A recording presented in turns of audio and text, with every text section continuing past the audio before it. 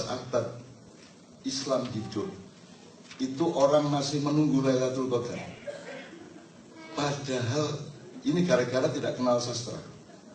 Padahal tidak ada berita bahwa ada malam Lailatul Qadar yang turun ke dunia ini.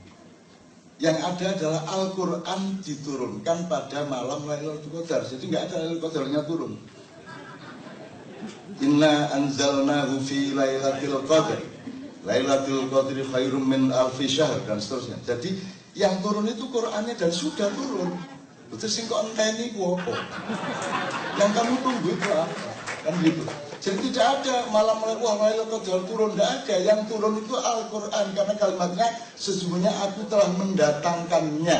Nya itu Al-Quran fi di Lailatul Qadar.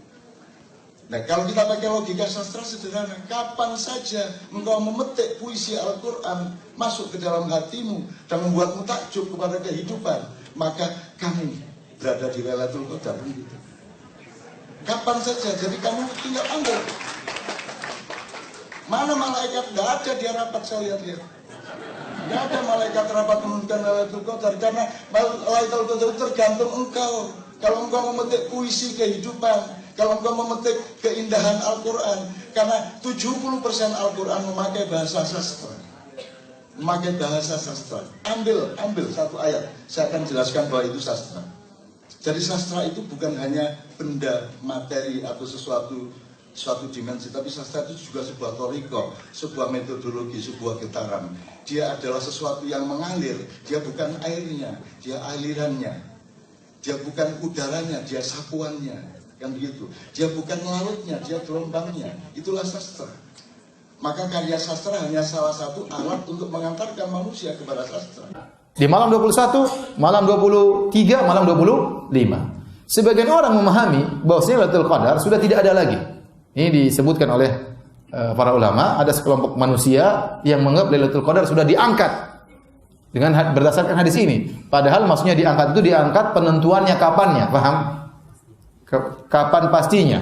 Ya, tidak diketahui, tapi tetap ada. Makanya di akhir hadis kata Rasulullah SAW, carilah. Saya tadi juga baru nonton di YouTube sebagian kelompok juga di tanah air kita yang lumayan pengikutnya banyak. Ya, pimpinannya berkata bahwasanya Lailatul Qadar sudah tidak ada lagi. Lailatul Qadar itu maksudnya apa? Inna anzalnahu fi Lailatul Qadar. Kami turunkan Al-Quran di malam Lailatul Qadar. Al-Quran sudah turun, ya sudah enggak ada lagi Lailatul Qadar.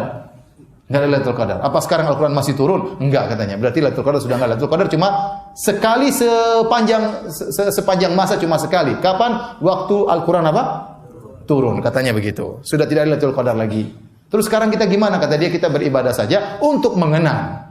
Lailatul Qadar sudah enggak ada. Ini ngawur total ya.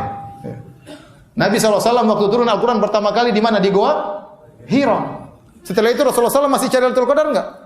Masih cari terus. Meskipun sekali turun Al-Quran turun, ya pertama kali Lailatul Qadar, yaitu di malam waktu Nabi di Goa Hira. Setelah itu Nabi SAW, apakah Al-Quran turun secara bertahap setiap Lailatul Qadar? Jawabannya tidak. Setiap ada kejadian turun Al-Quran, setiap ada kejadian turun apa? Al-Quran. Dan Nabi seumur hidupnya selalu mencari Lailatul Qadar. Dan para sahabat setelah wafatnya Nabi juga mencari Lailatul Qadar. Kemudian datang sekarang orang bahlul bilang Lailatul Qadar sudah enggak ada.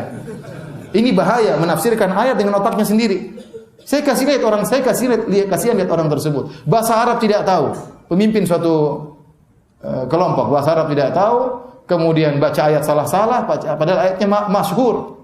Kemudian berani menafsirkan dengan demikian menyelisih pemahaman umat Islam secara keseluruhannya.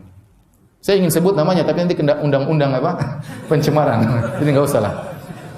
Baik, cuma saya ingatkan bahwa Lailatul Qadar ada, ya. Jangan dengarkan perkataan orang bahlul tersebut. Baik, hadirin dan hadirat yang dirahmati oleh Allah Subhanahu wa taala. Nah, kalau begitu kapan Lailatul Qadar? Kapan Lailatul Qadar? Maka ada dua pendapat secara umum. Pendapat pertama mengatakan Lailatul Qadar yaitu ditentukan malamnya, cuma kita enggak tahu dan tidak berubah sepanjang tahun. Kalau malam 21 ya malam 21. Kalau malam 23 ya malam 23. Kalau malam 27 ya malam 27. Setiap tahun tidak pernah berubah, cuma malam tersebut. Tidak pernah berubah. Ini pendapat pertama. Ini pendapat jumhur ulama Syafi'iyah disebutkan oleh Nawawi rahimahullahu taala. Dan mereka berkata, kita tidak tahu malam keberapa dan tidak pernah berubah, tetapi yang paling diharapkan adalah malam-malam ganjil. Malam 21, malam 23, malam 25, ini yang kita harapkan. Ini pendapat pertama. Pendapat kedua, dan ini adalah pendapat lain dari ulama Syafi'iyah seperti Al-Muzani. Al-Muzani ini muridnya Imam Syafi'i langsung. Dan dia punya murid lagi namanya Ibnu Khuzaimah. Dua ulama ini, ulama besar ini, ya, berpendapat berbeda dengan pendapat Imam Syafi'i. Mereka berdua berpendapat bahwasanya Lailatul Qadar berpindah-pindah dari satu malam, tahun berikutnya bisa jadi malam lainnya, tahun berikutnya bisa jadi malam yang lain. Bisa jadi malam ini malam 21 tahun ini, tahun depan bisa jadi malam 27, tahun depannya lagi bisa jadi 27 juga, tahun depannya lagi bisa jadi malam 23. Tetapi perpindahan tersebut hanya di malam-malam ganjil. Jadi ini pendapat yang dikuatkan oleh Imam Nawawi rahimahullahu taala, menyelisih pendapat jumhur Syafi'iyah. Kenapa? Karena hadis-hadis menunjukkan Lailatul Qadar terjadi di zaman Nabi di malam-malam yang berbeda. Tadi hadis Abi Sa'id Al-Khudri radhiyallahu anhu saya bacakan. Hadis Abi Sa'id Al-Khudri radhiyallahu ta'ala anhu, ya.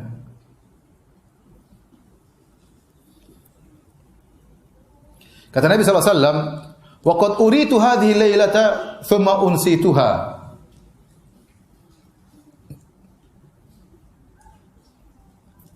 Tadinya aku sudah ditunjukkan kapan malam Lailatul Qadar, tiba-tiba aku dilupakan kapan malam tersebut. Fabtaghuha fil ashril awakhir. Maka carilah malam Lailatul Qadar di 10 malam terakhir. Wabtaghuha fi kulli witrin, dan carilah di setiap malam-malam ganjil. Wa qad ra'aituni asjudu fi ma'in wa tinin. Dan aku lihat dalam mimpiku di Lailatul Qadar tersebut, aku sujud di air dan tanah, yaitu becek. Aku sujud di becek. Setelah Nabi ngomong gitu, kata Abu Sa'id Al-Khudri, fastahallatis sama'u fi tilka lailata wa amtarat. Maka malam tersebut, itu malam 21, tiba-tiba awan datang, kemudian terjadi hujan, ya. Dan malam tersebut, ya, lailata 21, yaitu malam ke-21. Fa fasurat aini Rasulullah sallallahu alaihi wasallam wa nadartu ilaihi, dan aku melihat Rasulullah sallam dan aku melihat kepadanya, insarafa minas subhi, besok paginya, itu hari ke-22, hari ke-21 setelah salat subuh, wa wajhuhu mumtali'un tinan wa ma'an. Ternyata wajahnya penuh dengan becek. Jadi Rasulullah SAW pada 21 di salat subuh, beliau sujud, ternyata sujudnya dipecek karena tadi malam turun apa? Turun hujan. Ini dalil bahwasanya malam 21 tatkala itu malam Lailatul Qadar. Dan ini juga dalil bahwasanya bisa jadi terjadi Lailatul Qadar meskipun hujan. Jangan tidur malam ganjil, hujan enak tidur. Bisa jadi itu Lailatul Qadar. Di zaman Nabi pernah terjadi Lailatul Qadar, terjadi apa? Hujan. Terjadi hujan, ya. Kemudian sebagian dari riwayat juga para sahabat bersumpah, saya pernah mendapat Lailatul Qadar bersama Nabi dan demi Allah waktu itu malam ke-27. Sehingga Imam Nawawi rahimahullah taala mengatakan tidak ada jalan lain untuk mengkompromikan hadis-hadis ini kecuali kita berpendapat bahwasanya Lailatul Qadar itu berpindah-pindah dari tahun ke tahun. Bisa jadi malam 21, bisa jadi malam 23, bisa jadi malam 27, yang penting di malam-malam ganjil.